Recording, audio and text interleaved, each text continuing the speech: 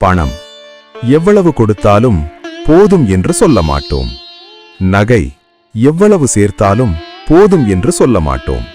ஆனா உங்களை உட்கார வைத்து இலையில் சாப்பாடு போட்டு சாப்பிட சொன்னால் ஓரளவுக்கு பிறகு நீங்களே சொல்லுவீங்க, போதும். மனிதன் போதும் என்று சொல்லும் ஒரே விஷயம் பசியாறுதல் மட்டும்தான். பசி தீர்ப்பது பூஜை, கருணை செய்வது சிவம், ஜீவகாருண்யம் பரமதர்மம். இதுதான் நமக்கு கற்றுக் கொடுத்தவர் வள்ளலார் சொன்ன முதல் தர்மம். இந்த உலகத்தில் எல்லா உயிர்களுக்கும் பொதுவானது இரண்டு: பசி, மரணம். புழுவுக்கும் பசி, பூச்சிக்கும் பசி, நாய்க்கும் பசி, மனிதனுக்கும் பசி. மரணம் அதை யாராலும் தடுக்க முடியாது. ஆனா பசியை மனிதன் தடுக்க முடியும். அதனால்தான் வள்ளலார் சொன்னார், ஜீவகாருண்யம், அன்னதானம், பசியாரச் செய்தல். இதுவே உயர்ந்த சிவபூஜை. நீங்கள் கோயிலுக்கு போகலாம், அர்ச்சனை செய்யலாம், அபிஷேகம் செய்யலாம். ஆனா ஒரு பசித்த உயிருக்கு ஒரு தட்டு உணவு கொடுத்தால் அதுதான் உயர்ந்த வழிபாடு. வள்ளலார் கேட்டார், பசிக்கிற உயிர் இருக்கும்போது நீ சாப்பிடுறது எப்படி? உயிர் பசி பார்த்து அவர் அழுதார்.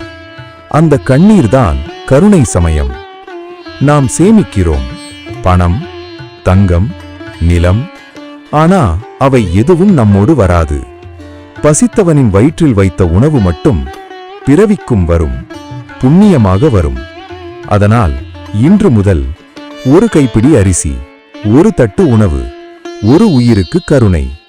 இதுவே போதும் வள்ளலார் வழியில் நடக்க. பசி இருக்கும் வரை உணவு கொடு, உயிர் இருக்கும் வரை கருணை கொடு. அதுதான் சத்தியம், அதுதான் சிவம், அதுதான் வள்ளலார் மார்க்கம். பசி தீர்த்தவனே இறைவனை கண்டவன், கருணை செய்தவனே வாழ்க்கையை வென்றவன். வள்ளலார் அருள் அனைவருக்கும் உண்டாகுக.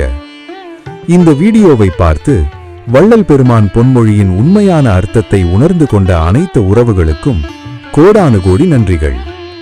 அன்புடன் லைக் செய்து சப்ஸ்கிரைப் செய்து இந்த கருணை மார்க்கத்தை பரப்பி வரும் வள்ளல் பெருமான் உறவுகளுக்கு என் மனமார்ந்த நன்றிகள் பல. வள்ளலார் அருள் அனைவருக்கும் உண்டாகுக.